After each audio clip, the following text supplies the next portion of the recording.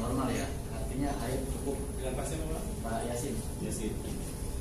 Saya mau nanya bagaimana aplikasi biofarming untuk daerah yang airnya minim. Contoh misalkan di Indramayu itu ada beberapa wilayah sawah yang kalau misalkan tidak ada banyak hujan, dia hanya mengandalkan aliran dari bendungan. Sedangkan air bawah tanah ketika dibor itu ternyata asin, Pak, dan itu akan membuat tanaman bisa jadi mati. Nah, bagaimana aplikasi biofarming untuk lahan yang semacam itu?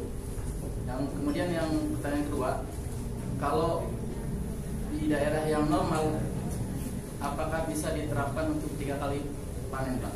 Kalau masuk kita untuk padi ya. Terima kasih. Baik Pak Yasin. Maaf, di Indramayu di mana Pak? Saya di dekat Balongan. Balongan. Baik. Tes.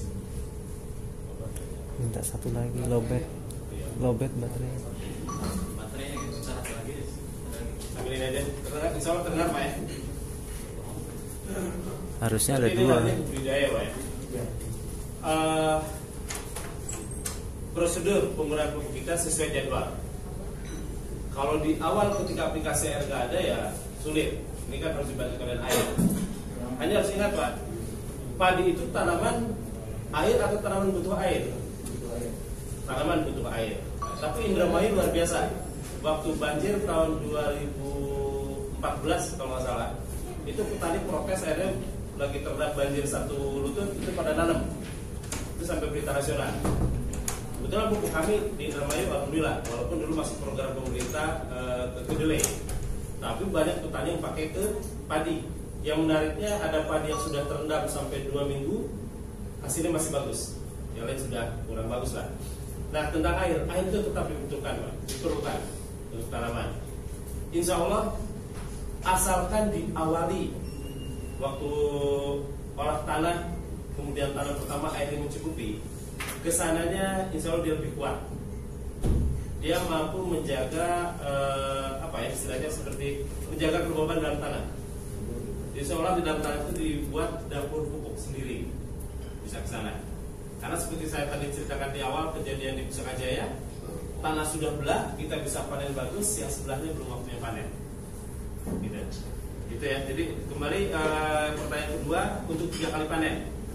Kalau memang lokasinya memungkinkan, kenapa tidak Pak? Artinya airnya cukup, kondisi cuacanya juga mencukupi.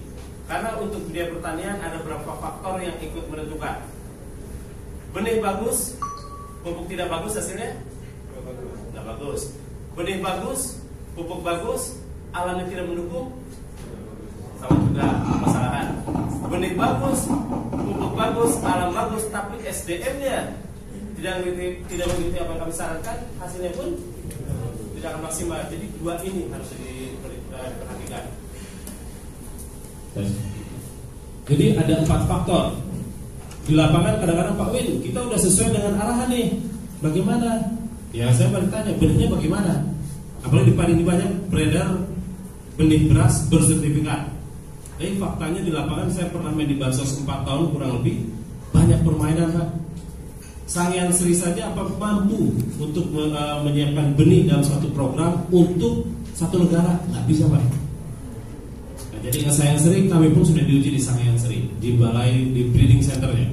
Jadi kualitasnya alhamdulillah. Jadi kembali tadi kalau 3 kali kalau memang suasananya mendukung dan sebagainya insya Allah. Karena di kami ada zat perangsang tumbuh di sini Pak.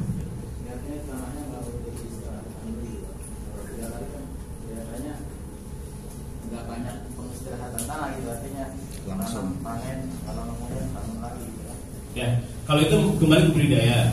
Insya Allah dengan Citren, mudah-mudahan nanti ada training.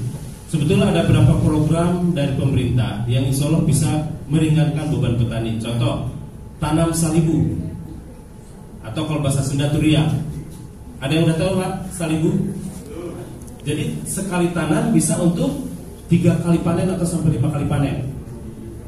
Jadi ketika di panen pertama sisakan berapa senti, nanti diambil yang jeleknya, itu tumbuh lagi ke atas. Itu sangat memotong waktu, memotong biaya tentunya. Jadi dalam setahun insya Allah bukan 3 kali lagi Pak, Bapak bisa hitung dari situ. Nah, terus bagaimana hasil produksinya? Masa tanam kedua kesannya grafiknya turun, tetapi masih signifikan dengan menggunakan salibu. Sayang negara kita itu tidak terlalu dikembangkan. Yang berhasil di Sumatera Barat kalau tanam salibu ini. Kedua, ada lagi SRI. Mungkin Bapak kenal SRI? Pola tanam satu benih dengan menggunakan satu benih padi. Jadi cuma satu. Kalau sekarang kan pada umumnya padi itu satu dapuran itu 3 atau 4. Tapi dia dari satu, ini bisa kaya dengan satu itu Pak. Benih dalam 1 hektarnya cukup 5 kilo kurang lebih. Nah ini dengan pola SRI ini yang akan tergaungnya apa penghematannya? Selain benih, hemat air. Hanya sayang di negara kita kurang juga dimajukan. Ada tantangannya untuk SRI ini. Betul-betul air masuk, keong jangan sampai masuk. Karena keong ini yang jadi lawan. Ketika keong mas begitu udah mulai naik, digigit, patah, sudah. Tetapi kalau kreativitasnya lebih ini lagi disiapkan sebagai penyulamnya, gitu.